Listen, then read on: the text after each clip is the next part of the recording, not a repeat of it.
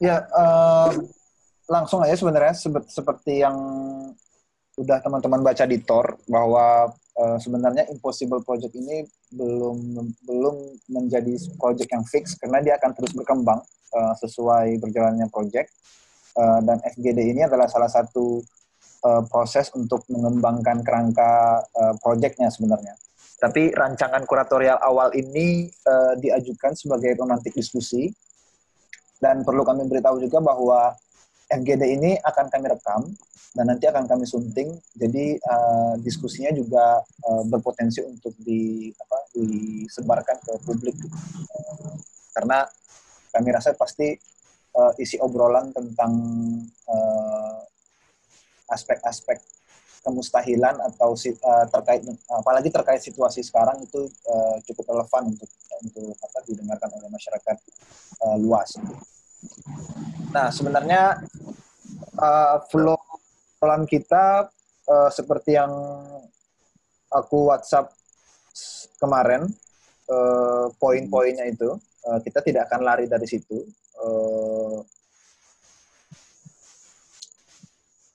Jadi nggak perlu berbasa-basi lagi. Mungkin kita mulai satu-satu. Aku tunjuk gitu, teman-teman memperkenalkan diri sesuai dengan latar belakang dalam kapasitas sebagai praktisi budaya, misalnya seniman, tapi aktifnya apa, kegiatannya apa, kemudian kesibukannya sekarang. Gitu.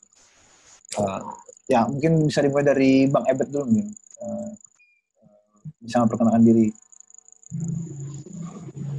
Oke. Halo teman-teman, jelas nggak suaranya? Dengar, jelas ya. Oke, aku Ebet, aku bagian dari Trauma Rama, kelompok seni yang dibentuk tahun 2006 oleh 3 orang. Jadi ada Baby, Rudy, dan aku sendiri. Jadi selama ini kami bertiga banyak bekerja di wilayah seni rupa. 4 tahun terakhir itu kekaryaan kami banyak menggarap persoalan budaya layar, dampaknya dalam keseharian, terus coba mengurai relasi di dunia dalam jaringan, algoritma, terus ngelihat gimana bahasa itu ditranslasikan dan dimediasi di dunia dalam jaringan. Kalau sekarang kegiatan Trauma Rama kita lagi nyiapin satu project tentang Danau Kakaban.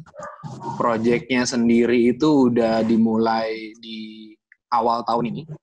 Jadi kita ngangkat Danau Kakaban ini sebagai satu ekosistem. Buat kita ada yang menarik karena di situ di Danau Kakaban itu hidup ubur-ubur yang udah kehilangan sengatnya gitu. Jadi ini satu ekosistem prasejarah. Rencananya sih kita mau bikin project ini ke dalam format multi-layer game online gitu. Dimana kita ngambil data dari website perakiraan cuaca, dan gimana data ini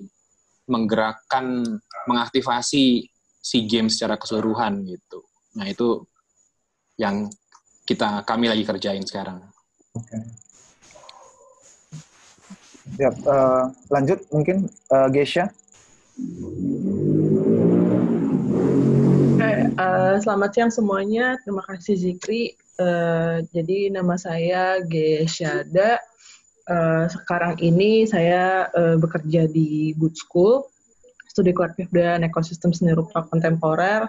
Selain di Good School, secara pribadi juga saya kerap bekerja sebagai kurator dan penulis.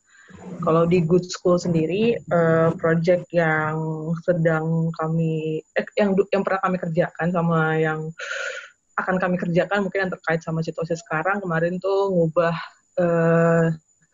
ruang auditorium Good School jadi pabrik APD. Kami pakai 3D printer dan ada sekian mesin jahit yang kami gunakan untuk produksi APD yang disebarkan ke rumah sakit, dan itu baru aja kami karena donasi udah sekian banyak dan kami baru hentikan produksinya. Terus sekarang lagi buka studi kolektif dan ekosistem seni rupa kontemporer yang nanti kayaknya akan full online dan ditujukan untuk kolektif untuk jadi platform belajar bersama. Terus juga sekarang ini ada beberapa project juga, misalnya sama Google Arts and Culture sama MIT buat ada kayak semacam hackathon gitu. Terus juga ada residensi bersama York University di Toronto yang harusnya dikerjakan tahun ini juga, tapi karena kondisi kayak gini, kami sedang memikirkan platform lain untuk tetap menjaga momentum residensi itu. Akhirnya misalnya kami lagi kerjakan buku untuk dikerjakan bersama antara seniman Jakarta dan Toronto.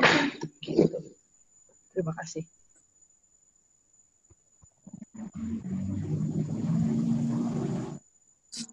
Halo, sebentar. Ini ada yang miss. Kita kekurangan satu partisipan lagi kok. Mas Yosef Angginun. Oke ya, kita lanjut aja ya. Nanti Mas Angginun bisa sambil mantau dia. Oke.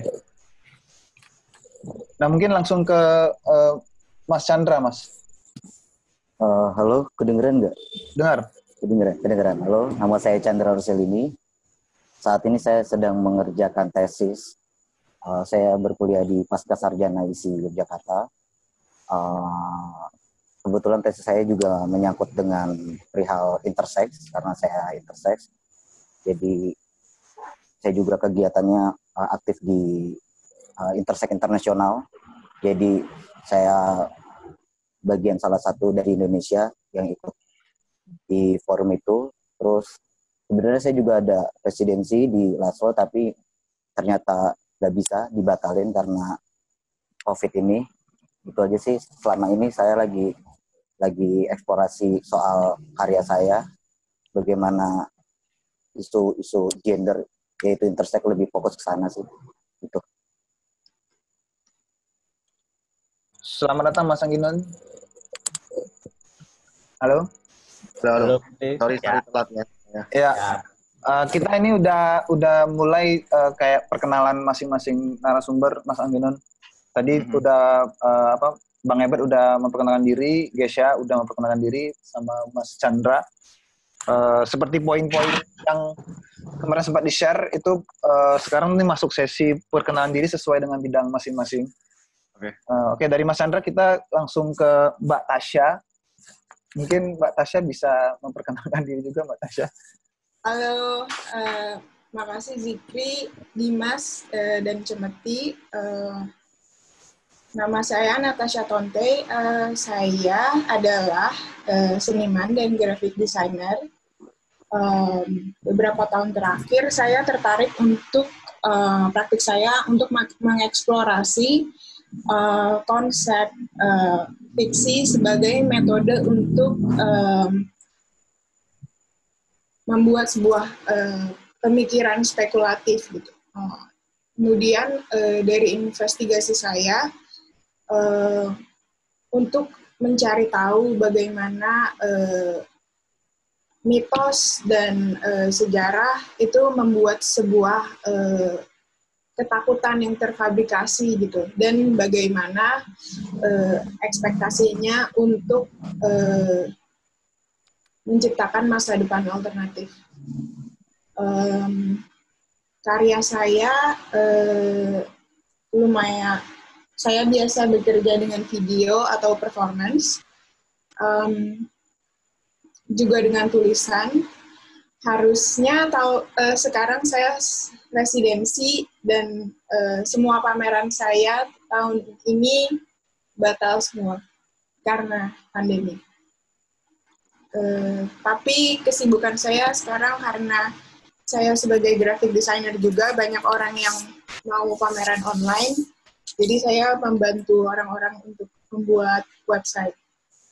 Oke. Gitu. Ya. Oke. Lanjut ke Mas Angginun mungkin memperkenalkan diri, Mas. Halo, selamat siang teman-teman. Maaf saya agak telat karena saya di waktu Indonesia Tengah, saya tinggal di Bali sekarang. Terus agak bingung tadi jam berapa ya, jam 2, jam 2-nya jam 3 atau jam 2. Jadi aku agak kesulitan sendiri sih, ignorance sih sebenarnya jam berapa itu untuk waktu ini karena belum terbiasa juga dengan waktu di sini.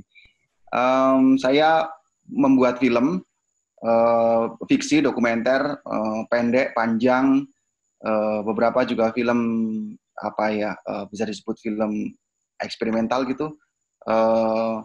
Kemudian film-film saya lebih banyak diawali traveling ke festival-festival film dulu di dunia, baru kemudian selalu diusahakan untuk tetap ditonton di Indonesia.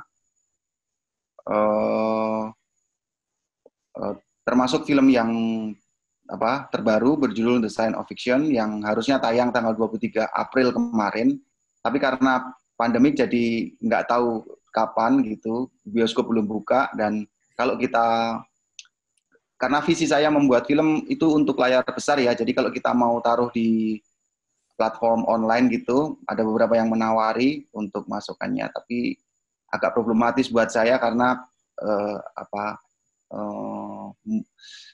saya menciptakan sesuatu dengan visi yang berbeda. Jadi kami menolaknya dan menunggu sampai waktu yang paling tepat untuk menayangkan ini di bioskop. Meskipun nanti akhirnya juga akan ke platform online, cuman pengalaman pertemuan antara yang lebih sinema itu kami pertahankan. Terus kemudian apalagi ya? Ada beberapa karya saya secara tematik tidak sangat spesifik gitu. Saya membuat banyak karya dari kegelisahan saya gitu. Cuman juga saya consider myself beruntung gitu karena saya juga bisa pindah-pindah genre, pindah-pindah karya, sampai satu film pendek saya ditayangkan di bioskop, di festival, tapi juga di galeri gitu, seperti genre-subgenre yang ditayangkan tidak cuma di dalam ruang sinema, tapi juga di beberapa galeri di beberapa tempat di dunia gitu. Oke.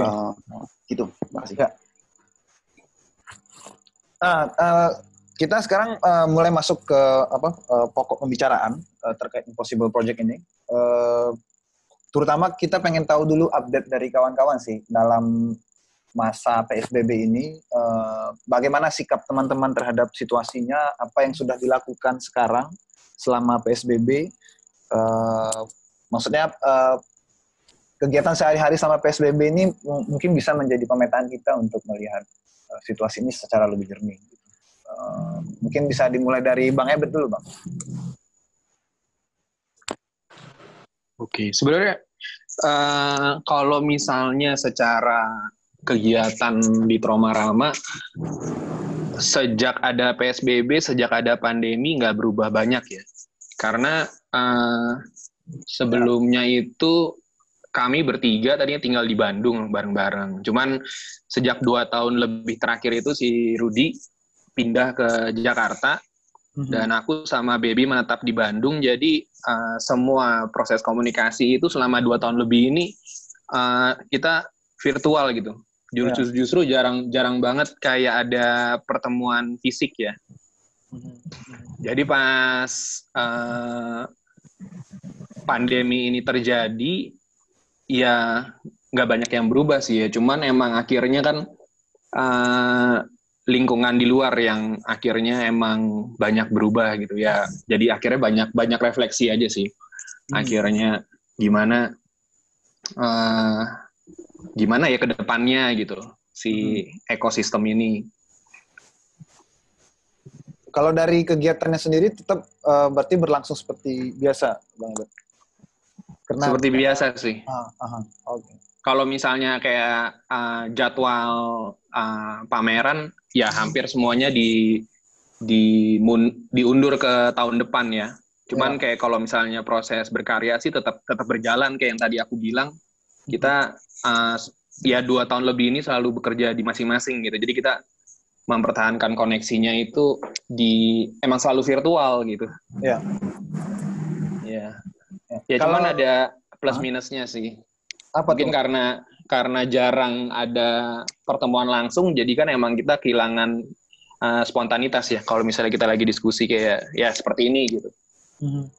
Sebenarnya aku sendiri ini kan juga Zoom ini akhirnya jadi normal yang baru ya. Kita ngobrol ketemu orang Zoom. Yang buat aku sendiri sih, aku merasa kurang sreg gitu karena aku kehilangan bahasa tubuh. Banyak yang tereduksi dari proses bertemu secara virtual gitu. Tapi di saat bersamaan, kalau misalnya dari praktek selama 2 tahun ini sih aku enjoy dengan jarak gitu ya.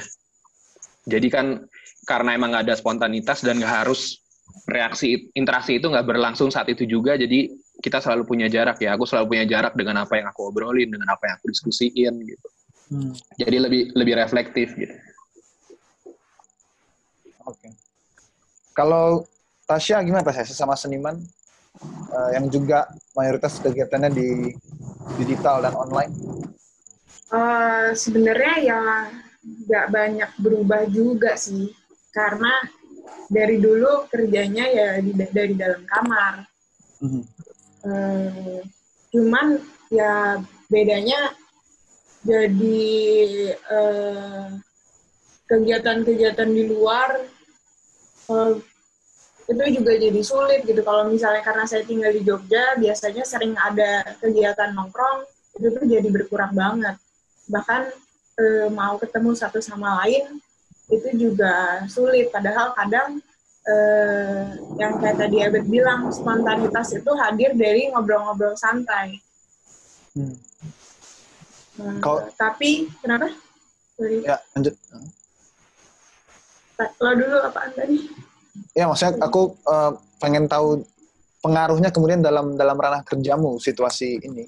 Oh, pengaruh dalam ranah kerja, sebenarnya ya ada kerjaan yang hilang, yaitu di pameran-pameran yang harusnya tahun ini jadinya dipindah semua ke tahun depan. Tapi untuk kerjaan desain nggak, malah nambah, jadi ada kerjaan nulis. Tapi kalau ada untungnya sedikit, jadinya bisa berefleksi sedikit dengan karya yang sedang dikerjakan. Jadi tidak terburu-buru. Cuman ada kepikiran juga gitu. Ini sekarang sedang pandemi gitu. Terus kita harus tetap dipaksa untuk bekerja gitu, bentuknya apapun gitu, karena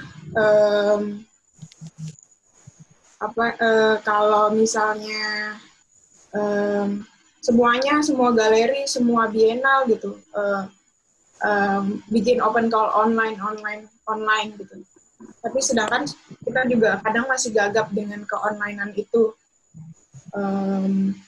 Terus pastinya anxious dengan segala keadaan itu yang sedang terjadi sekarang, tapi jadi kepikiran tentang kerja-kerja yang nggak kelihatan, yang nggak terlalu dibahas waktu belum pandemi. Misalnya tidur sebagai kerja. Gitu. Kalau Mas Angginan gimana sebenarnya?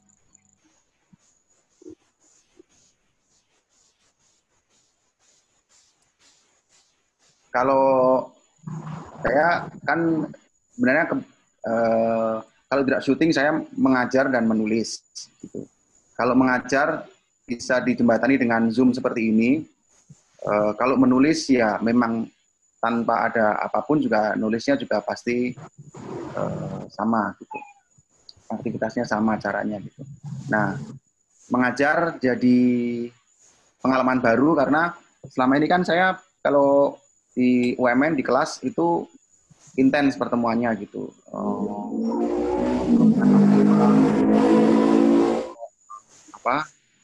Diskusi, terus kemudian nonton film barengan, terus kemudian mendiskusikannya dan menjadi interaktif gitu. Dan kadang jalan ke sana, jalan ke sini, lari sana, lari sini gitu. Atau kita kadang-kadang keluar. Nah, sekarang harus punya cara baru gitu ya, duduk di depan laptop kemudian bisa melihat. Tapi efek bagusnya karena saya jadi lebih kenal mahasiswa saya, karena kalau saya melihat layar itu kan semua ada di depan gitu. Jadi kita itu semua ada di satu layer yang sama, egaliter lah bahasanya gitu. dosen juga ada kadang-kadang ada di kotaan yang di bawah atau di atas, tidak ada ini. Kalau misalnya kita set up dengan kotak-kotak yang banyak itu, kalau kotaknya satu-satu ya kemudian kita bisa ngobrol dengan mahasiswa yang sedang memberi pendapat dan dekat sekali gitu, karena tidak kalau biasanya di kelas kan bisa jadi memang ada jarak jarak yang tampak. Kalau ini jaraknya tidak tampak rasanya gitu antara layar dengan mata kita. Jadi saya bisa lebih kenal secara nama misalnya kayak gitu, dan karena tertulis kan di sini ada Dimas, Maulana, Chandra, Ebet, Natasha gitu yang namanya Vegan McBeef gitu. Kalau di kelas kan nggak boleh pakai nama palsu gitu, jadi semua nama asli gitu. Jadi saya ingat, yang namanya Stefanus siapa itu yang ini ya aku ingat. Meskipun karena UMN itu agak sebagai sebuah sekolah seni film itu agak agak banyak nerima orang gitu. Jadi kadang-kadang aku megang 3 kelas gitu. Itu harus ngapalin 100 anak kayak gitu tuh kan kadang sulit. Karena gimana ya?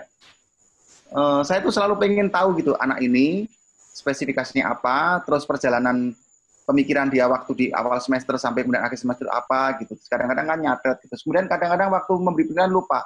Loh yang namanya ini tuh yang mana ya mukanya gitu. Kalau pakai Zoom itu kan kita jadi tahu, itu yang itu aku ingat. Nama dan muka itu ada seperti dalam tag-nya. Itu pengalaman baru sih. Kalau yang lain sih ya biasa aja sih. Menulis saya tidak terlalu terganggu, bahkan mungkin lebih fokus. Sekarang saya sedang menulis skrip editing skrip untuk dokumenter baru tentang grup musik Voice of Baceprot gitu, yang sudah 2 tahun ini saya syuting. Saya mengawali syutingnya itu sama sekali tidak menggunakan skrip. Ya ada tulisan dikit lah gitu. Tulisan outline gitu, tapi kita nggak pernah menulis gitu. Tapi kemudian sekarang justru karena ada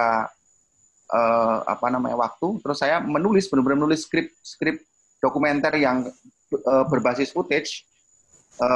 Footage ini akan masuk di mana, footage ini di mana gitu. Jadi cenderung lebih rapi untuk kemudian proses kepenulisannya gitu. Oke. Terus apa lagi ya? Paling itu sih. Ya. Kalau ini kan tadi kan Natasha, Bang Ebet dan Mas Anggito kan praktisi ya, seniman atau filmmaker. Ini di sini juga ada kurator sama mahasiswa peneliti gitu kayak Chandra. Kalau dari perspektif kamu gimana, Gesha, dalam praktik kuratorial dan juga mengelola ruang kolektif di Good School? Ya, Jik, ya kan kerja gue tuh kerja program ya, kerja ngurus orang, ngobrol, dan juga basisnya di Jakarta gitu loh. Sebenarnya sih yang enaknya 3 bulan ini gue jadi nggak perlu macet-macetan, jadi enak tuh kayak alokasi waktu yang tadinya gue tuh kayak harus pesan Gojek dulu, macet dulu atau apa, itu kan nggak ada ya, jadi gue bisa masak, jadi kayak hal yang random kayak gitu sih, jadi kayak wah bisa masak nih gitu. Dan terus juga kadang ada sisi positifnya tuh, ada meeting-meeting yang wah ini emang ini perlunya ketemu online aja, nggak perlu ketemu langsung kan. Kadang-kadang ada tipikal meeting yang kayak wah enak juga sih kayak gini gitu.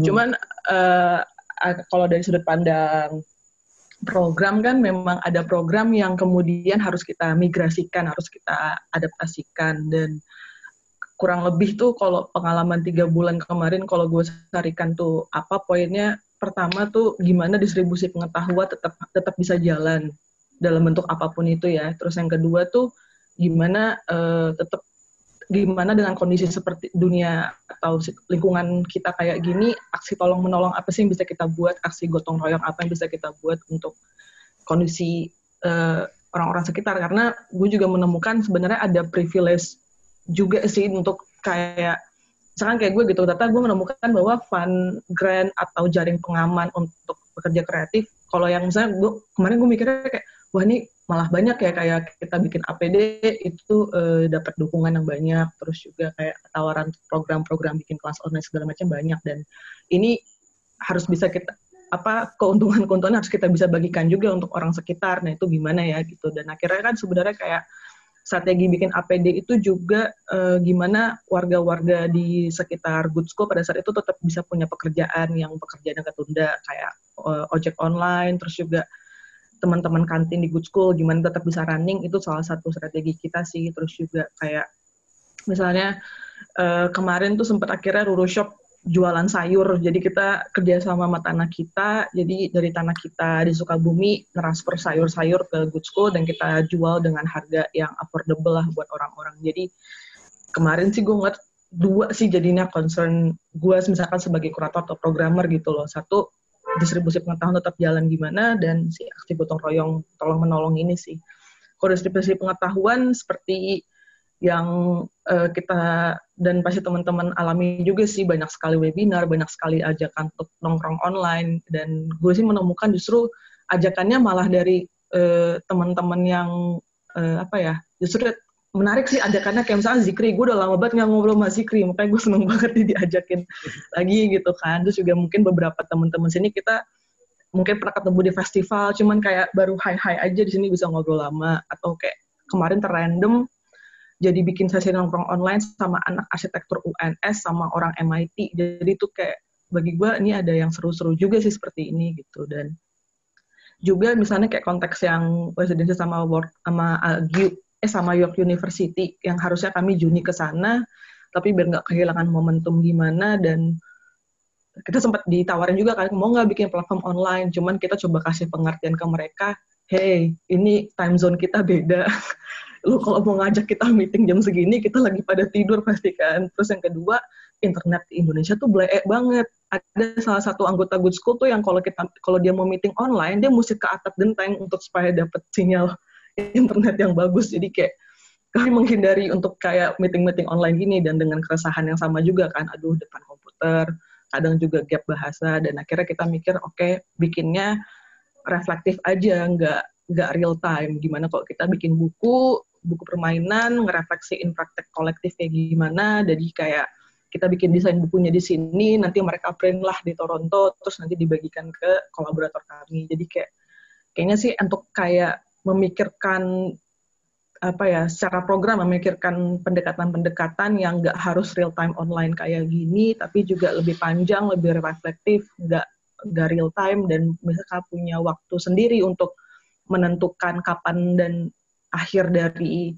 project ini. Kayaknya tuh pertimbangan yang menarik sih gitu. Dan makanya ketika Zikri ngasih tahu gue soal tentang Project Impossible ini, mungkin dari keresahan yang sama sih, kayak dari sudut pandang programmer gitu, kayak online mulu bosen kali, kayak apalagi online webinar ngomongin pandemi seni bisa bagaimana, waduh itu agak letih kayak gitu sih. Ya. Kalau Mas Chandra gimana, Mas Chandra? Apa kegiatannya selama PSBB? Sebenarnya kan masih ada jadwal pameran karena aku fokusnya di drawing sebenarnya. Jadi tetap ngirim karya, tetap berkarya seperti biasa karena saya suka di rumah, jadi biasa aja sebenarnya. Nggak ketemu orang nggak apa-apa. Cuman karena mahasiswa jadi kuota itu nomor 1 ya. Jadi kita nggak bisa spontan, apalagi konsultasi tesis karena saya juga lagi tesis kan. Dan ternyata tesis saya juga kan penciptaan diisi pasca sarjana, terus harus pameran online di situ menurut saya masih kurang ya, karena kalau ngelihat langsung sama online atau cuman lewat foto itu beda karya. Jadi itu juga membingungkan kampus saya juga karena diisi sendiri emang rata-rata nggak masalah online itu agak kurang. Jadi saya mengakui sebagai mahasiswa di sana. Jadi agak bingung juga ketika apakah cuman pakai PDF atau gimana gitu online untuk sidang, karena kan saya sidang rencanakan bulan Juli bulan depan karena dimundur harusnya Mei ini, tapi ini semuanya online gitu jadinya. Itu juga sih yang bikin aku agak kurang sreg itu ketika ujian online, sedangkan saya seni rupa, lukisan itu kan kalau di foto kan beda ya. Mungkin nanti ada tekstur atau apa kan nggak kelihatan gitu loh, feel-nya nggak dapet gitu. Nah itu sih yang bikin aku agak beda sekarang itu loh, agak gimana ya. Jadi harus kalau mau foto pakai kamera yang bagus, terus kalau misalkan mau ngedit jangan sampai berubah warna gitu loh. Walaupun saya drawing hitam putih tapi kan background tetap ada efek. Kan kalau pensil kan ada penekanan, jadi kita nggak bisa ngelihat langsung secara kasat mata ini tekanannya segimana sih kan. emosinya kan dari tekanan itu kalau menggunakan pensil atau drawing atau charcoal semacamnya gitu. Ya. Itu sih yang agak ini. Sama kebiasaan saya biasanya keliling Jogja buat nonton pameran atau diskusi-diskusi, jadi nggak bisa karena ya internet di tempat saya juga nggak bisa, makanya saya kayak cemeti ini karena di sana nggak ada sinyal, makanya panik tadi nggak ada sinyal, mau ke kampus juga aduh bingung, jadinya Erik sini aja deh, soalnya di sini lebih kenceng dibandingkan yang di kampus gitu. Ya. Itu sih. Tapi untuk pameran yang saya kerjakan kan karya saya drawing 2 dimensi. Itu ya tetap dilanjut, tetap nggak tahu, aku juga ada beberapa kayak pameran yang buat Sultan dan semacamnya, buat galeri-galeri itu kayaknya masih tetap berlanjut, masih ditagih untuk nyertain foto, entah itu nanti kayak gimana aku nggak ngerti gitu loh. Kampus aja online kan gitu sih. Ya susahnya spontanitasnya itu, setuju sama yang awal, spontanitas buat diskusi itu agak gimana. Ya, ke pokok pembicaraan selanjutnya. Sebelum kita masuk, aku ulangi lagi di awal tadi karena Mas Angginun menyusulnya belakangan, bahwa FGD kita ini direkam, Mas. Jadi nanti kemungkinan akan kita sunting dan akan diterbitkan untuk publik, jadi bisa didengar oleh masyarakat gitu, pembicaraan ini. Gitu. Nah, pokok berikutnya adalah tentang kami ingin tahu reaksi teman-teman ketika kami menawarkan keterlibatan dalam Impossible Project. Karena sejujurnya juga sebenarnya inisiatif pengadaan proyek ini kan sesimpel ketika Cemeti ingin menyelenggarakan kegiatan, ada keterbatasan, kita tidak bisa melakukan kegiatan yang sifatnya publik dan pertemuan fisik gitu. Jadi tidak mungkin mengadakan pameran fisik misalnya. Mau nggak mau akhirnya jadi online gitu. Atau juga melihat orang lain atau lembaga lain yang memilih cara online sebagai metode untuk berhubungan dengan publik yang lebih luas gitu. Seakan-akan kita tidak memiliki opsi yang lain gitu. Atau juga dalam peristiwa-peristiwa terbaru ini juga 3 bienal di Indonesia membuka aplikasi terbuka yang juga mengarah pada penerimaan karya-karya yang basisnya digital dan virtual gitu. Jadi kayak muncul kesan medium yang lain di luar itu menjadi tidak terakomodir oleh kendala di situasi ini. Nah, tapi ketika berhadapan dengan situasi itu juga muncul pertanyaan, apakah ketidakmungkinan atau keterbatasan-keterbatasan ini adalah sesuatu yang perlu dijadikan mungkin? Atau jangan-jangan justru dia merupakan situasi yang layak-layak aja kita rayakan sebagai keadaan tertentu yang ini juga sebenarnya merupakan suatu bahasa gitu, atau suatu keadaan ekspresif gitu yang kalau dalam diskusi kita di internal Cemeti itu seperti kayak mitologi Sisyphus gitu, yang dewa yang mendorong bola ke atas bukit, kemudian bola itu jatuh lagi, didorong lagi, jatuh lagi, tidak pernah berhasil sampai ke puncak bukit gitu. Yang mana kalau dalam interpretasi filosofisnya oleh Albert Camus, poinnya bukan meletakkan meletakkan bola itu di atas bukit, tapi usaha untuk mendorong bola itu ke atas bukit yang membuat manusia mengalami peningkatan dalam kehidupan. Nah, jangan-jangan justru usaha untuk menengarai atau mengurai ketidakmungkinan ini yang justru membuat kita menjadi lebih produktif misalnya dalam situasi PSBB.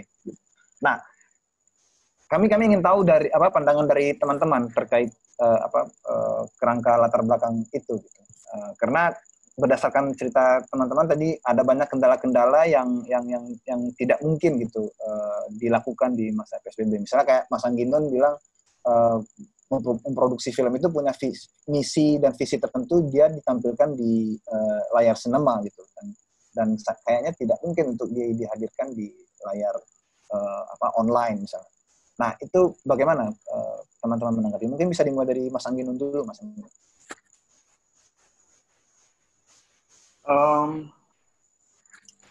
Ya, ini gimana ya?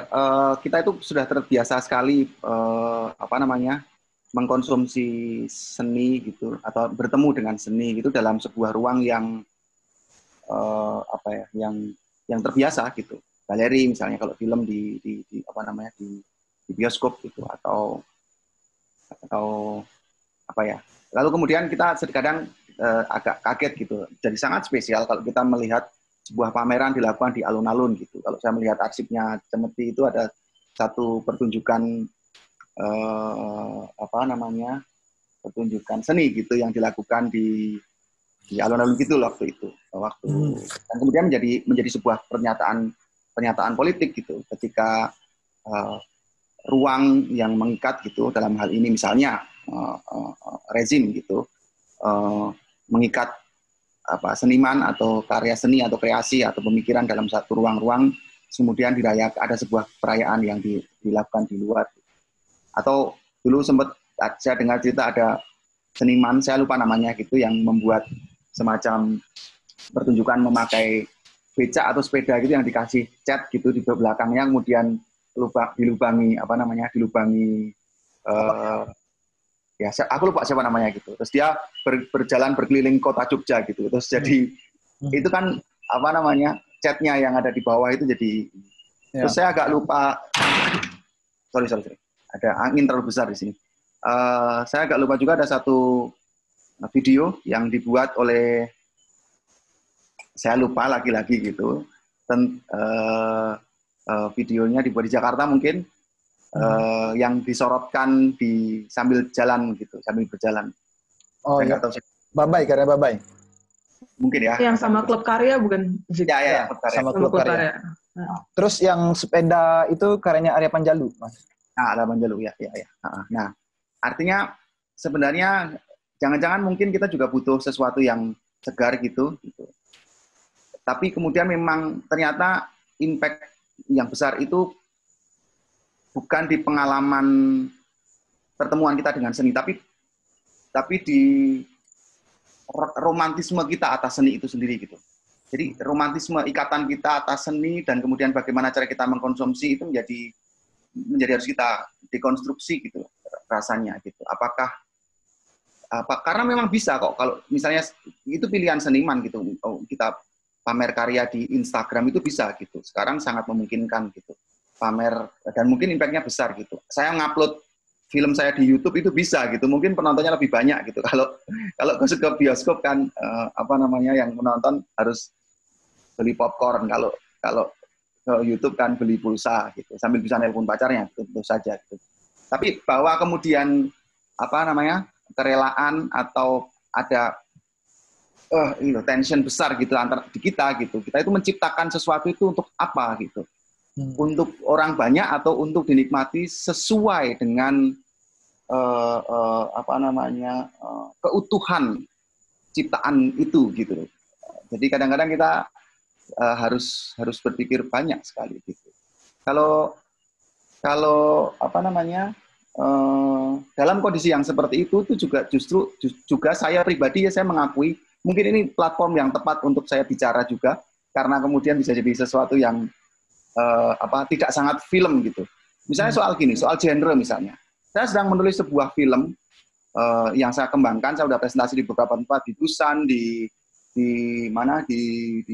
Rotterdam gitu, terus kemudian sempat di Jakarta dan sudah bertemu dengan banyak orang. Judulnya seorang perempuan bernama Jilah dan lelaki bernama Dua gitu. Ceritanya agak agak thriller gitu karena cerita tentang seorang ibu-ibu yang harus mengejar laki-laki yang tidak dia kenal, yang bukan tidak kenal, yang dia kenal melalui aplikasi dating application. Si ibu ini sudah saling bertukar foto telanjang gitu selama berbulan-bulan gitu. Jadi ratusan foto telanjang itu sudah dipertukarkan, tiba-tiba si laki-laki itu hilang dari dating application. Terus dia tuh mencari gimana caranya dia mencari, karena ibu ini sebenarnya istri dari seorang tua gitu. Jadi itu akan menjadi sangat thrilling kan gitu, karena dia pergi ke Bali kemudian masuk ke ini dan laki-laki itu mengaku sebagai polisi gitu. Jadi tensi untuk berhubungan dengan hukum, berhubungan dengan tubuh, teknologi itu ada di situ gitu. Saya menyebutnya selalu waktu berpresentasi adalah film thriller gitu. Tapi sekarang saya menganggapnya apakah thriller itu juga masih kita nikmati dalam kondisi manusia ini seluruh dunia ini ada dalam tekanan gitu. Siapa tahu manusia ini butuh komedi gitu. Terus kemarin saya bilang, produser saya mau ganti genre film kita jadi komedi. Anjing lu terus gimana dong gitu. Ya nggak apa-apa, nanti aku rewrite aja. Terus gimana kita kalau mau ngomongin di international market itu komedi itu gimana? Kalau kamu bukan Aki Kaurismäki nggak bisa lu mesti ngomong komedi gitu. Ya nggak tahu gitu. Ya udah tulis drama dulu aja gitu. Nanti kalau sentuhannya komedi nanti belakangan kalau udah jadi. Gitu.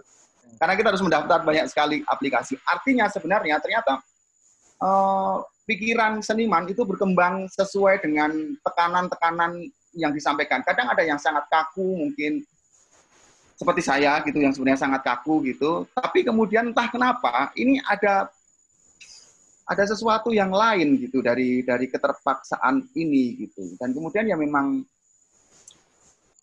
nggak tahu, tiba-tiba mungkin akan berubah lagi kalau segala sesuatunya mungkin 2 bulan lagi udah normal, set gitu. Oke, ini aku jadiin trailer lagi gitu. Mungkin juga nggak tahu.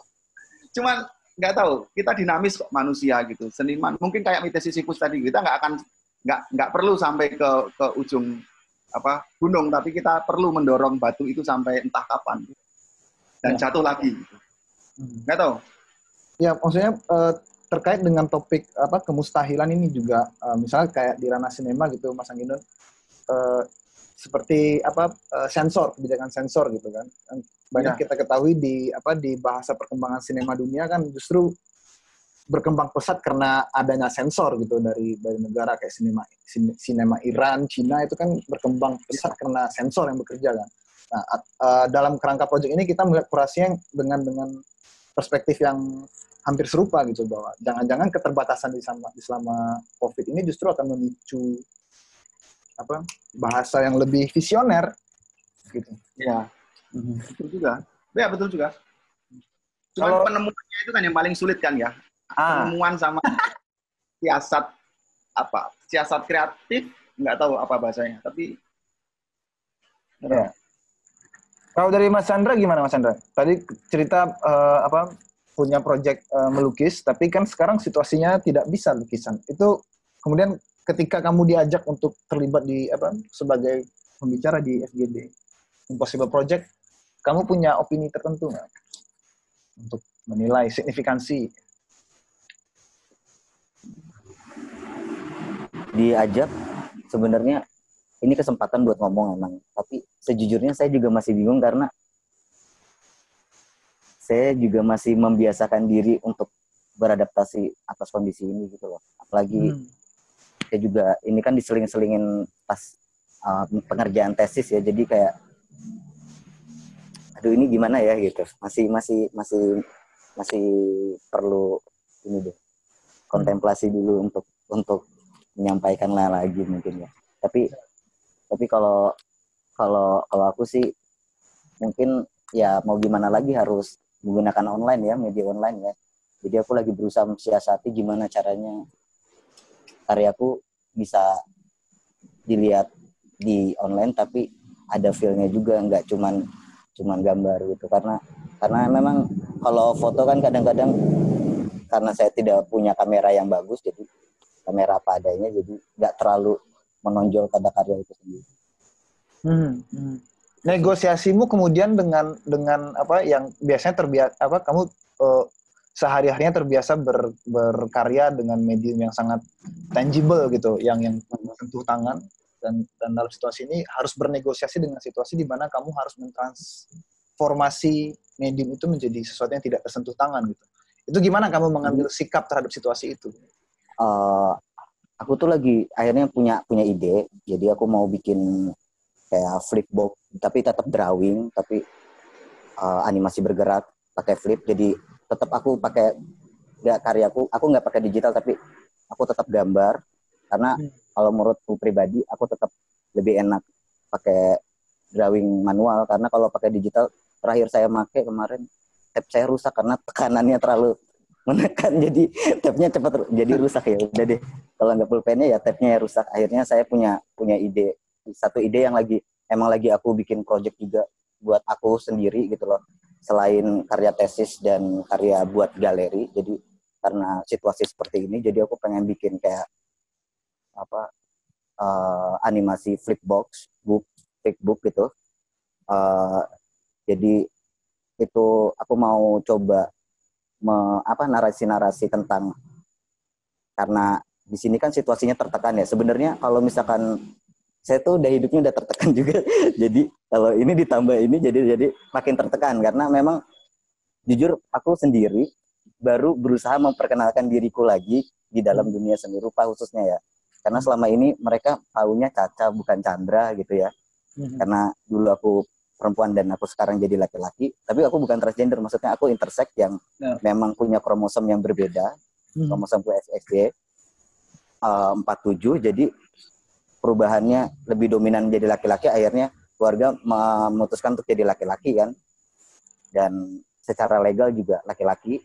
Jadi di kampus saya kuliah di ISI sudah 7 tahun, S1, S2, di situ tahunnya masih mengenal aku tuh sebagai Caca. Di situ juga lagi berusaha memperkenalkan lagi, ada pandemik ini makin dominan, karena aku bersosialisasi lagi sama teman-teman biar enak, biar nggak usah momen yang Caca itu sih. Berusaha sekalian mengedukasi narasi.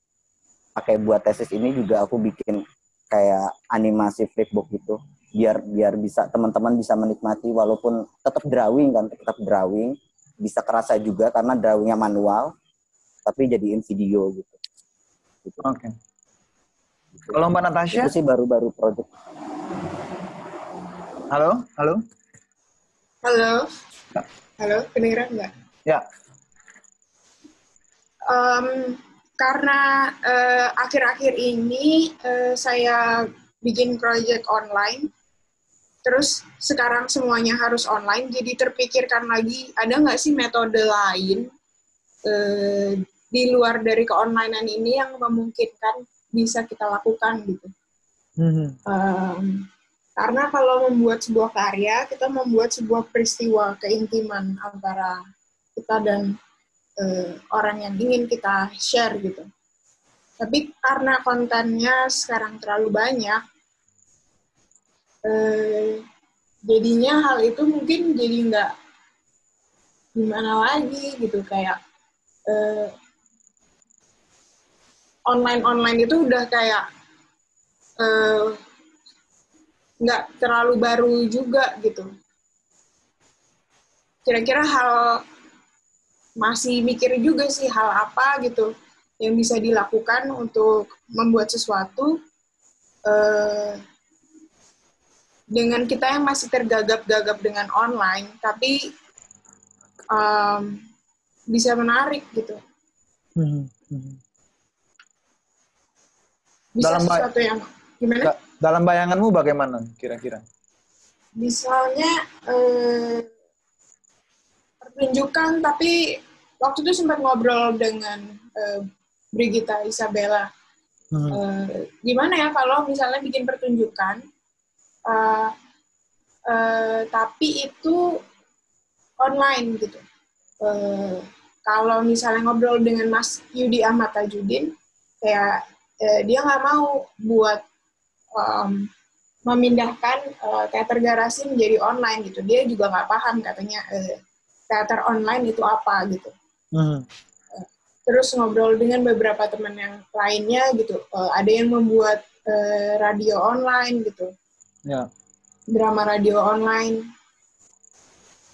Atau drama radio beneran. Mungkin apa ya, back to old normal kali. Oh. Iya, kayak kirim-kiriman surat, kayak gitu-gitu kali. Kalau Bang Ebet gimana Bang Ebet? Kalau aku sih, kalau ini kan menyikapi si tawaran si mustahil itu sendiri ya. Cuman kalau aku dari kemarin mikir, sebenarnya setiap seniman itu punya kecenderungan ketika dia mulai menggagas sesuatu itu, aku rasa berangkat dari utopianya masing-masing gitu ya. Utopia yang ada di kepala seniman masing-masing gitu. Dan aku berusaha mencari relasinya, dan itu kadang-kadang utopia itu sesuatu yang mustahil buat aku. Oke. Jadi tapi secara kata pun ini kalau mustahil ini sebenarnya sejauh si gagasan itu bisa diimajinasikan, berarti kan itu udah nggak mustahil lagi ya. Aha. Itu udah mulai muncul gitu. Yeah. Cuman emang akhirnya sebenarnya kalau misalnya sebelum situasi pandemi itu kan kita punya pilihan. Gimana kita berinteraksi dengan layar gitu ya. Gimana kita akhirnya menyerap gagasan, entah itu datang ke pameran atau lewat format yang lain gitu. Apakah itu format dalam media sosial ataukah itu dalam bentuk katalog gitu.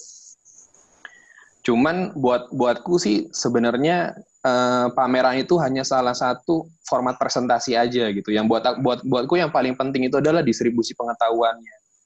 Nah, mungkin ya ketika pandemi dan setelah pandemi itu yang akan berubah itu kan, sebelumnya kita punya pilihan media mana atau format presentasi mana yang kita mau ambil buat mendistribusikan pengetahuan kita. Sekarang seakan-akan kita dipaksa gitu ya, dipaksa untuk online karena akhirnya itu satu-satunya medium yang masuk akal di zaman pandemi sekarang gitu. Nah, cuman kalau misalnya ngelihat itu sekarang itu kan kayaknya ini akhirnya jadi satu distopia gitu. Ya. Ya, orang-orang akhirnya menolak gitu dengan konvensi terbaru ini, tidak punya pilihan. Ya. Karena konsekuensinya emang nggak main-main gitu. Nah, ya kalau misalnya buat aku sih akhirnya emang setia ke distribusi pengetahuan dan akhirnya mencari utopia dalam dunia dalam jaringan itu seperti apa sih gitu utopianya. Karena kebanyakan kalau sekarang itu orang cenderung resisten ya sama konvensi yang baru ini, tapi ya buatku ini memang konvensi baru pasti dia akan selalu menghadapi resisten dari siapapun karena emang udah terbiasa dengan konvensi yang lama. Buat aku sih tantangannya di situ ya, mencari utopia di dunia dalam jaringan. Oke. Kalau lu guys gimana guys sebagai kurator programmer komputer? Pertama reaksi lu ketika diajak membicarakan ini impossibility. Gue seneng banget Ji, karena kan ini Gemini season, terus gue jadi Gemini, jadi impossible yang ngawur-ngawur gitu, Gemini season banget, gue banget sih. Nggak cuman, sebenarnya kan impossible ini mengandaikan kita bisa bikin bentuk presentasi, seperti apa sih ya untuk program seni ini yang nggak online gitu kan, dan menurut gue sih menarik emang mempreteli protokol interaksi yang higienis atau anti COVID ini sih, itu menurut gue justru titik berangkat yang seru ya untuk mulai memikirkan bentuk-bentuk artistik gitu. Misalnya protokoler untuk jaga jarak 2 meter, terus lu pakai hand sanitizer setelah berinteraksi, terus misalnya ada semacam lu harus membatasi kemungkinan keluarnya saliva lo ketika berdiskusi sama orang, harus ada penahan tertentu. Itu menurut gue yang kayak justru itu deh yang kita pretelin gitu. Karakter si virus ini kayak apa sih untuk bisa ditransmisikan, mungkin itu baru kita mikir kayak oke, kalau challenge-nya kayak gini, kalau Thor yang dikasih sama virusnya kayak gini, kita bisa ngakalinnya seperti apa gitu. Dan gue liat malah, gue satu sisi gue kayak justru Indonesia ini justru menurut gue udah kayak bukan utopia lagi ya, justru kemustahilan tuh udah terjadi di kita sih. Kayak kemarin misalnya mau Ramayana buka itu udah sekian orang yang datang, itu maksudnya kita tinggal di negara yang sebenarnya ternyata nggak patuh-patuh amat dan masih ada celah-celah untuk melakukan itu. Tinggal pilihan moral aja kan, lu mau tetap di rumah dan online atau kayak ada orang-orang juga yang memilih untuk kayak gue tetap harus keluar, mau dibuka. Terus bagi gue juga inspirasi untuk bagaimana sih kemustahilan atau impossible project ini dilakukan bertebaran di situ sih. Misalnya gue ngeliat strategi mall yang dibuka katanya sampai harus matiin lampu biar nggak kelihatan. Jadi kayak ada strategi-strategi kayak gitu. Terus juga misalnya kemarin tuh gue liat berita asosiasi ojek online tuh udah bikin perangkat yang bisa mereka gunakan kalau udah mulai mau ngangkut penumpang. Jadi kayak di handle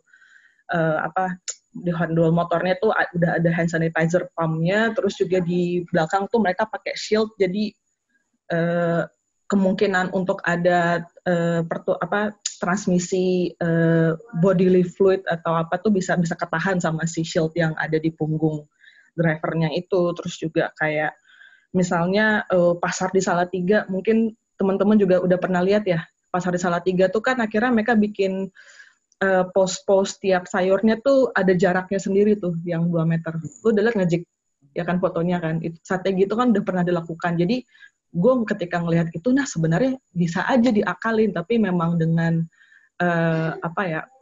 kita harus ngikut protokoler ini jadi semacam atau jadi semacam rules yang harus kita pertimbangkan gitu. Terus juga misalnya juga ada yang bikin masker untuk tunarungu. Bagi gue tuh kayak wah ini kreatif yang kayaknya harus seniman dulu sih mikirin. Jadi yang karena kalau pakai masker orang tunarungu tuh nggak bisa melihat gerak mulut kita, ada yang memproduksi bagian mulutnya dikasih dibikin transparan. Jadi menurut gue strategi gitu tuh, protokolernya kayak apa, ini kita bisa ngakalinnya kayak apa gitu. Dan terutama untuk kayak program yang dimana ngumpulin orang banyak, kayaknya menarik sih untuk memperhatiin itu tuh. Kayak misalnya jangan-jangan pendekatan forum misbar dulu yang lo pakai jas hujan, mungkin tuh bisa dipakai untuk kayak tadi misalkan solusi nonton film kan, ya nggak sih? Jadi kayak kita bikin nobar di alun-alun, tembakin proyektor yang gede, tapi semua orang pakai baju astronot, bisa jadi kayak gitu kan. Tinggal keluarin budget aja. Performatif, jadi bentuk seru yang jadi sendiri kan, tuh udah sci-fi sendiri tuh, udah fiksi ilmiah sendiri tuh ngeliat orang pakai baju astronot nonton film gitu.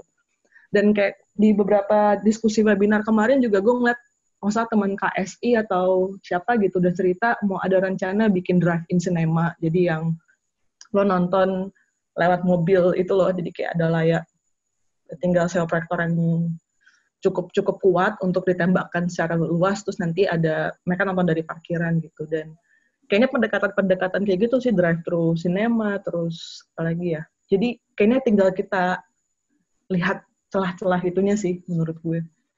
Gimana tuh Jik? Jadi kita kalau nganggarin proposal, minta proposalnya jas hujan yang banyak untuk audiens yang hadir sama pembuatan.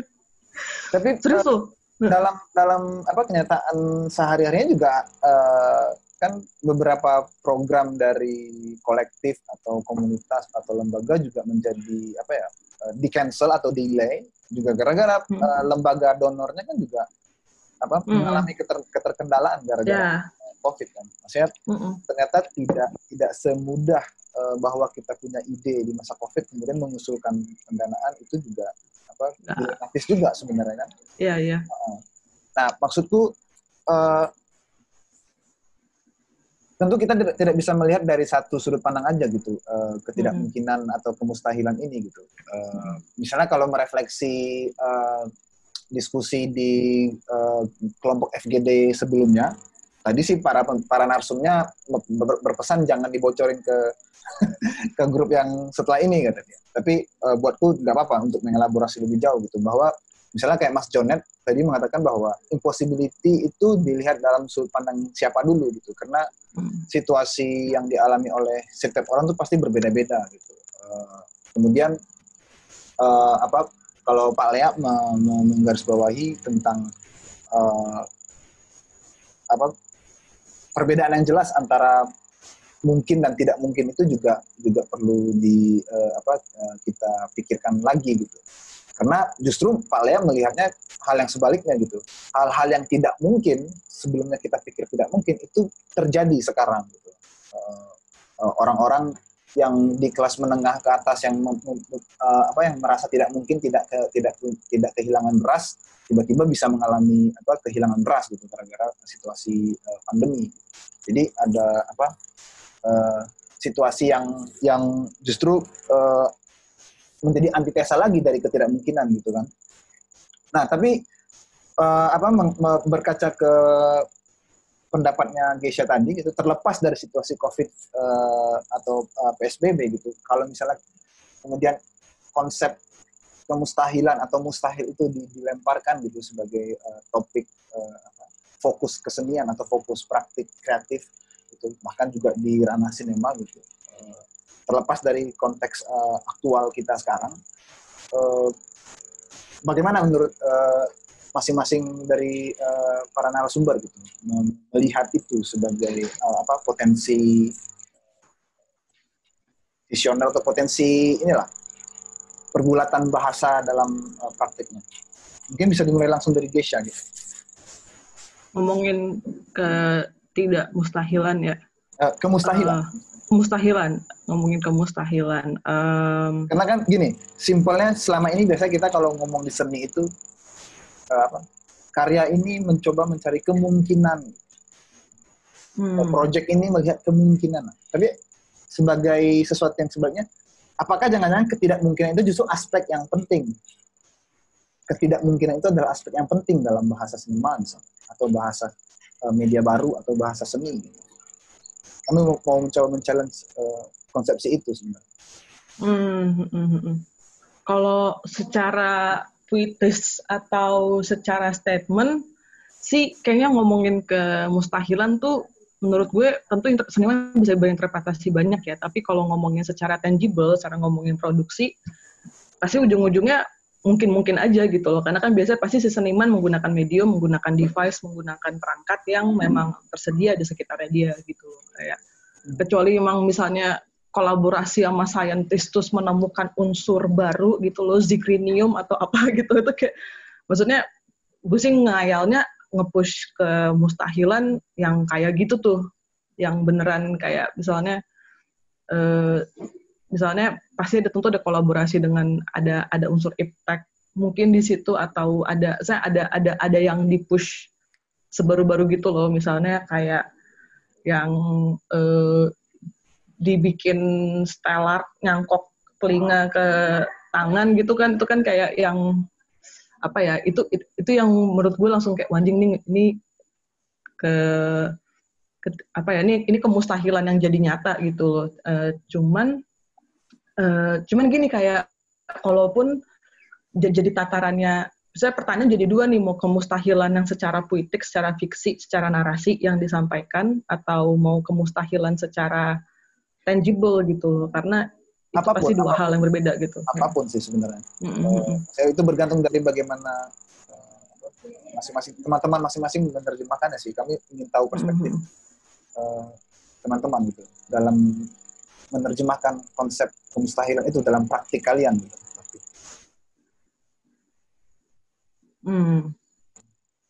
Atau mau beralih lempar ke yang lain dulu. Narsum yang lain. Mas Angginun atau Mas Ebert, Bang Ebert atau Natasha mau berpendapat? Ini udah pokok yang terakhir nih dari FGD kita. Saya kalau mau ditanya ide mustahil apa sih yang menurut masing-masing dari kalian layak tuh untuk dipertimbangkan? Misalnya kayak dulu kan orang berjalan di bulan itu ide yang mustahil gitu, tapi itu dilemparkan gitu ke ranah saintis. Dan dia menjadi terrealisasi atau tidak, yaitu persoalan lain. Tapi dalam kapasitas teman masing-masing sebagai praktisi sosial budaya gitu, imajinasi yang mustahil seperti apa sih yang menarik? Menurutku ini bisa menjadi masukan buat para pendengar nanti. Gue ada ide mustahil adalah ada mesin yang dipegang sama semua seniman di dunia, dan kalau dia mau bikin karya, barangnya langsung keluar. Yang dia butuh langsung keluar. Oke, gue butuh Arduino, cekring, langsung keluar. Cekring, gue butuh canvas, cekring, langsung keluar. Tuh, itu mustahil nggak tuh? Cocok buat art handler. Buat art handler, nggak buat sama seniman gitu. Kadang kan gini, seni media tuh kadang kepentok budget gitu loh. Senimannya udah ngayal bikin, wah gue bikin VR, gue mau bikin ini. Ya, lu nggak dapet Oculus yang benar, lu nggak dapet ini yang benar. Jadi gue menghayal suatu hari ada peri untuk seniman gitu. Jadi kayak dia mau request rider atau perangkat apapun atau medium apapun tuh langsung ada tuh. Mungkin itu bagi gue kemustahilan. Jadi seniman tuh nggak terbatas sama ruang dan perangkat lagi kalau mau bikin karya gitu. Yang lain mungkin Mas Angginun? Kalau film ya hampir tidak ada yang mustahil di film karena kita bisa berbuat apapun Ya. dengan segala macam keterbatasan gitu. Menurut saya kita mau bikin film tentang orang terbang aja bisa gitu dengan handphone atau dengan alat rekam yang paling sederhana yang kita punya. Tapi kan kemudian sensasinya itu justru yang harus dicermati atau bahkan dinikmati sebagai sensasi kekurangan gitu. Sebegitu kita menyukainya naga-naga yang ada di Indosiar gitu. Karena kita tahu itu palsu gitu. Justru karena kita tahu itu palsu, justru karena kita menikmati itu. Dan dari sebuah riset yang pernah dilakukan oleh Indosiar, ada satu teman dosen yang bekerja di Indosiar itu, ternyata masyarakat yang kita anggap sebagai masyarakat yang kategorinya CD ya gitu kan kalau di marketing itu, mereka itu menyukai, mereka itu masuk ke sebuah pemahaman melihat naga-naga Indosiar yang agak aneh itu tuh mereka tahu. Aku tuh tahu bahwa itu tuh tidak nyata, tapi aku menikmatinya karena aku jadi bisa mentransfer pemikiranku, aku bisa superior pada karya, pada layar gitu. Superior karena Allah ini tuh jelek kayak gitu. Sedangkan kalau misalnya mungkin seseorang menonton begitu perfeksionisnya Hollywood gitu, dia nggak bisa superior gitu. Kita nggak bisa melawan gagasan superhero versi Hollywood karena itu perfect gitu. Sedangkan naga Indosiar itu masih bisa dilawan oleh penjual somai misalnya gitu. Dalam pikiran dia gitu. Rasanya seperti itu. Artinya sinema bisa berbuat apapun, tapi sensasinya itu juga menjadi pertimbangan yang lain. Kalau yang mustahil dari sinema itu justru kalau ditarik lebih ke belakang gitu. Misalnya kayak kemarin itu teman saya itu mengupload teman saya yang punya mini kino, namanya Edo, dia itu mengupload di Instagram dia membuat strobo muter itu apa sih namanya, kok lupa. Sinema pertama yang pakai ilusi gerak itu, pakai skop apa sih gitu. Kaleidoskop kan. Iya, aku kok Zootrope ya, sorry. Enggak ada skopnya ya, Zootrope. Ya, Zootrope itu. Itu dia buat pakai kertas, kemudian pakai ini dan kemudian. Itu kan justru malah membalik sinema itu ke penemuan yang paling awal gitu, menggunakan apa yang bisa dilakukan sekarang dan tidak dinikmati kemudian memakai mata yang mengintip Zootrope, tapi caranya adalah dengan menyodorkan lensa handphone dia gitu yang sebenarnya bisa berbuat apapun ke dalam celah-celah Zootrope itu gitu. Jadi itu kan jadi kita itu istilahnya itu kenapa kita sekarang mempersulit diri gitu. Kenapa dia mempersulit diri, bukan kita. Padahal kalau kita mau mengambil gambar kuda yang berjalan gitu, karena waktu itu Zootrope kan diciptakan untuk melahirkan pengetahuan tentang apakah kuda itu menyentuh tanah atau tidak waktu dia lari, kan gitu kan. Waktu itu maka dibuat 24 frame per second, 24 frame-nya itu. Ternyata buktinya tidak. Waktu lahir itu ternyata ada satu titik di mana kuda tidak menyentuh tanah. Tapi kemudian dibuat lagi, kemudian dipakai untuk hari ini gitu. Tapi menjadi sebegitu menakjubkan. Nah, jadi kadang yang mustahil itu sebenarnya tidak ada dalam sinema. Misalnya, dalam film itu tidak ada yang mustahil. Kita sudah ke Mars loh, film sudah ke Mars, ya kan? Film sudah punya pesawat besar gitu, namanya ya, Star Wars kayak, Star Trek kayak, Star apa kayak gitu. Jadi nggak tahu, sinema nggak ada yang mustahil. Jadi tantangannya mungkin saya pribadi harus menyeberangi sinema itu untuk mencari yang mustahil. Gitu. Nggak tahu, mungkin medium sinema yang mustahil itu apa? Mungkin sinema dalam ukuran kecil gitu. Justru kita bukan itunya, tapi bagaimana kita menonton sinema sebesar kotak sabun gitu. Jadi kita itu udah ada juga itu. Dulu juga ada yang diceklek gitu. Jadi kita nggak tahu gitu. Sinema tanpa kamera barangkali, Mas. Sinemanya ingatan gitu ya, hanya berupa ingatan gitu. Jadi harddisknya di otak. Bisa juga. Itu mungkin mustahil. Natasha bagaimana? Nggak tahu. kamu yang ranah diskursusnya berkesenian dalam ide spekulasi, bagaimana Natasha? Kayaknya untuk sekarang yang impossible itu adalah istirahat dan tidur dengan nyaman. Karena sebelum adanya pandemi kita kan disuruh kerja gitu. Ya. Kalau kata bapak. Terus kalau sekarang gitu kita juga harus di rumah aja, nggak semuanya punya privilege buat kerja di rumah.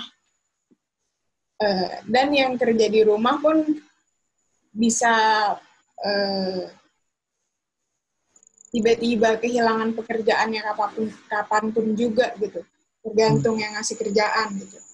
Kalau misalnya, kenapa saya bilang yang nggak mungkin itu tidur dan istirahat gitu, karena kalau kerja-kerja terus, gimana kita buat memproduksi sebuah tenaga buat bekerja lagi. Sedangkan bentuk kerja yang baru adalah kayak Zoom meeting ini gitu. Yeah. Lebih ke reproductive labor mungkin, memikirkan ulang itu. Karena hal apapun di dunia sekarang hampir mungkin aja gitu. Bahkan surat sehat buat naik kendaraan keluar kota itu hampir dijual di Tokopedia, pernah ada.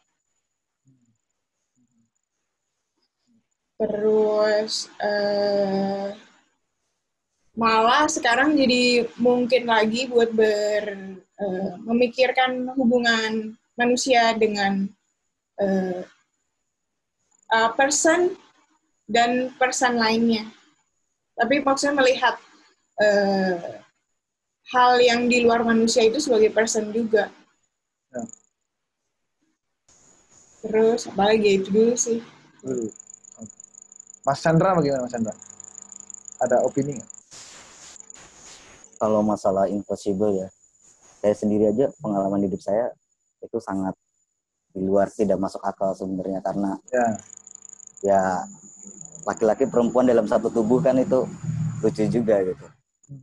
Punya kalau secara medis kan induk telur dan testis ada, dan dua-duanya bekerja walaupun dominan laki-laki. Itu juga bentuk impossible yang menurut saya ternyata ya semua bisa dilakukan kalau di dunia ini gitu loh. Orang yang dikasih Tuhan aja bisa punya dua gitu. Kalau istilah zaman dulu kan hemafrodit. Tapi sorry, sebenarnya aku takut kecoa. Mbak pegang. Kaget aku. Dari tadi aku gagal fokus karena aku maaf. Gak apa-apa. Agak keringetan karena ada kecoa gitu kan ya. Baru kali ini saya telepon video call sama kecoa. Mungkin kan sekarang teleponan sama kecoa. Iya, mungkin bisa jadi. Cuman ya itu kalau saya sendiri ya impossible kan luas ya. Kalau secara pengalaman ya impossible ya kayak ini orang tua saya aja bingung kan gitu. Dokter-dokter juga bingung kan. Karena cuman memang populasi intersex sendiri kan cuman 1,7%. Tapi kalau untuk masalah COVID sendiri era pandemi ini aku masih menerka-nerka juga sih, masih harus dipikirin lagi kayaknya aku gitu sih. Mungkin teman-teman yang lain bisa ini. Tapi kalau yang saya rasakan pribadi ya impossible ya saya sendiri aja ternyata ada gitu loh orang yang kayak saya. Saya juga bingung kenapa saya lahir gitu kan. Gitu. Kalau Bang Ebet gimana Bang? Kalau dilempar topik impossibility and impossible. Kalau impossibility, buatku aku tertarik untuk mengurai social currency ya. Karena sekarang ini menurutku kita lagi di dalam satu simulasi dengan social currency yang baru gitu ya. kayak ya pakai masker, terus jarak 2 meter. Aku membayangkan karena si pandemi ini akan lewat dan ketika nanti si vaksin itu udah ada dan akhirnya apa yang sedang disimulasikan itu menjadi hal yang akhirnya jadi currency baru gitu dalam sosial. Aku tertarik untuk mengurai itu sih. Ya. Bahwa jangan-jangan nanti di masa depan yang kita anggap sekarang normal baru itu justru menjadi konvensi umum kan? Betul, karena emang ya yang seperti aku tadi cerita, emang kita lagi di sebuah simulasi dan emang lagi eksperimen dengan social currency yang baru ini. Dan di saat bersamaan kan kita emang akhirnya hidup kita itu lebih dominan di dalam dunia dalam jaringan ya.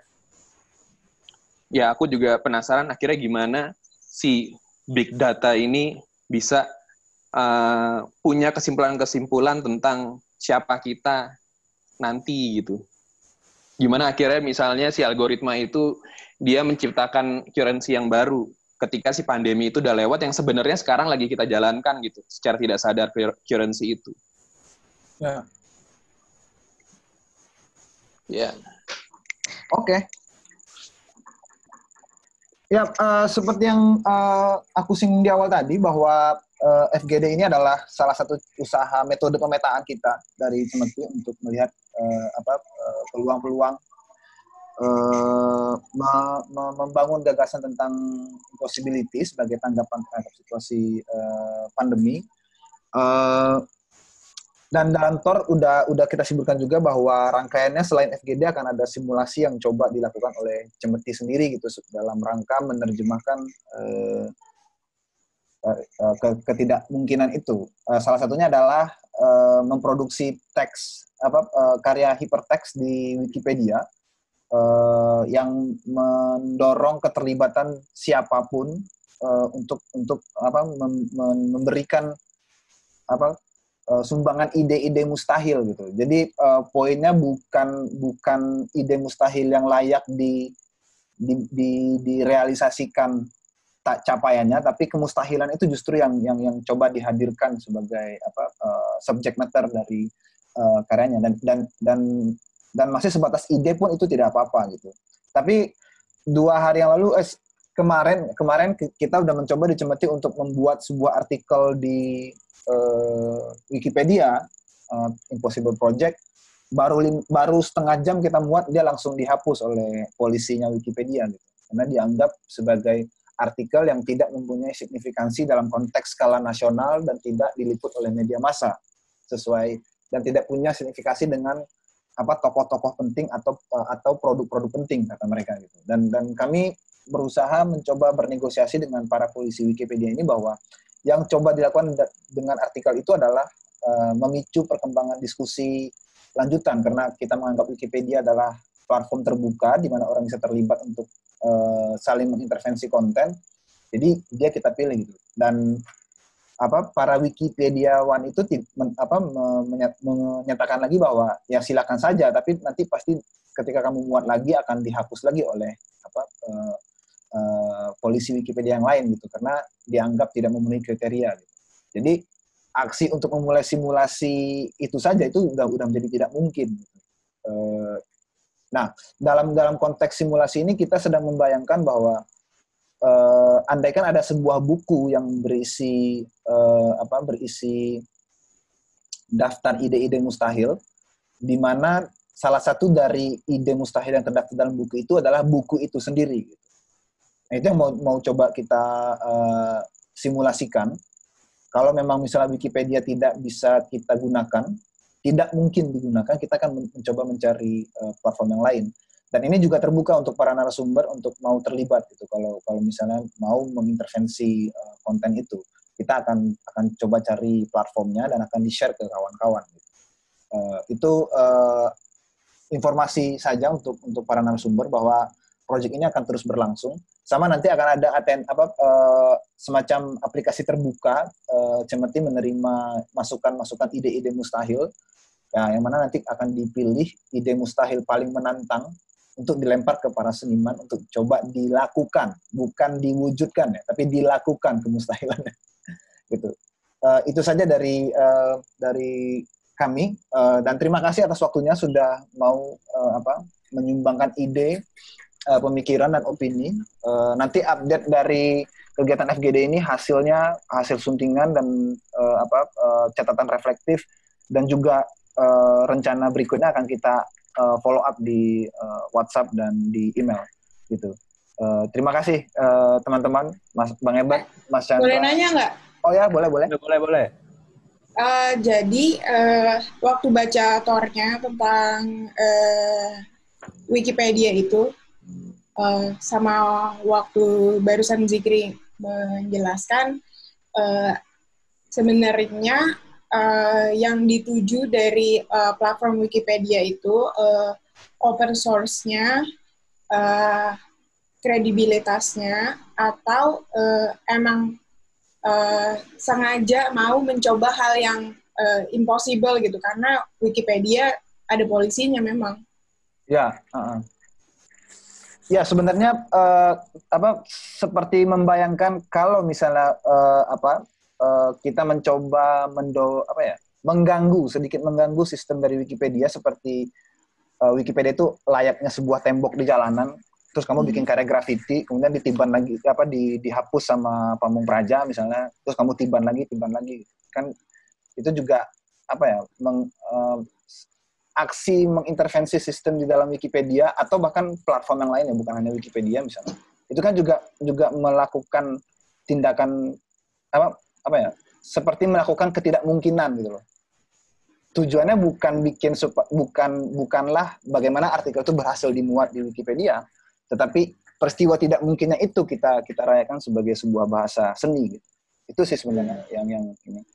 Nah, tapi juga menarik dicatat masukan pandangan dari para narasumber di kelompok FGD yang pertama, yang sebelum ini kan yang kelompok kedua ya, tentang apakah kita perlu memikirkan strategi soal antara harus online dan tidak online. Misalnya kayak Aris Setiawan tuh bertanya, apa urgensinya buat kita untuk keluar dari online? Gitu. Emang kenapa kalau online? Jadi dia ngebalikin lagi pertanyaan itu. Jadi menanggapi itu, Kurasi ini melihat bahwa ini bukan soal urgensi harus online tidak online, tapi membuka seluas-luasnya kesadaran bahwa opsi itu tidak hanya satu, tapi ada banyak gitu, dan tidak ada salahnya untuk mencoba opsi yang lain. Lebih seperti itu sih. Begitu, Natasha. Okay. Nanti pakai platform apanya simulasi yang ini akan kami informasikan lebih lanjut di lain waktu, entah itu pakai Google Docs atau apa. Tapi kami mencoba mengajak keterlibatan sebanyak orang, keterlibatan siapapun untuk menyumbangkan ide mustahil, yang mana ide mustahilnya itu siap untuk diintervensi oleh audiens yang lain gitu. Jadi kita saling mengembangkan bersama-sama. Ya. Sekian, ada pertanyaan nggak terkait yang teknis itu, teman-teman? Nggak ada ya? Oke. Ya, untuk sementara terima kasih kepada teman-teman. Geisha, Natasha, Mas Chandra, Bang Ebert, dan Mas Angginon. Terima kasih atas waktunya. Sampai bertemu lagi di lain kesempatan dalam rangka Project Impossible ini. Ya, terima kasih. Terima kasih, Fikri. Terima kasih semua. Nuhun. Selamat tinggal, ketemu Ketua. lagi. Terima kasih. Maaf ya, salam kenal Mas Chandra. Iya. Dadah. Ciao.